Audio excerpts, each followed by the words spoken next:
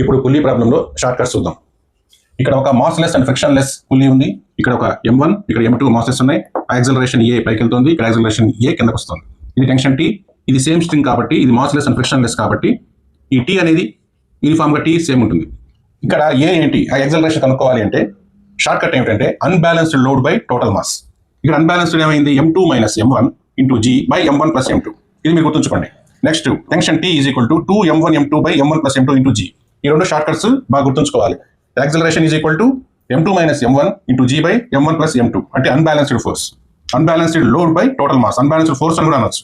Next tension = 2M1 M2 by M1 + M2 × G.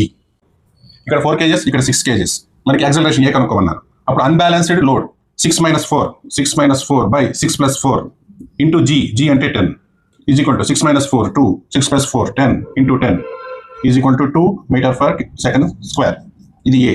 T కనుక్కోమన్నారు. 2M1 M2 by M1 + M2 × G. 2 × 6 × 4 by 6 + 4 × G 10. 6 + 4 10, 6 + 4 10 కొట్టుకుపోతాయి. Next 2 × 6 × 4 48 newtons. ఇదే answer.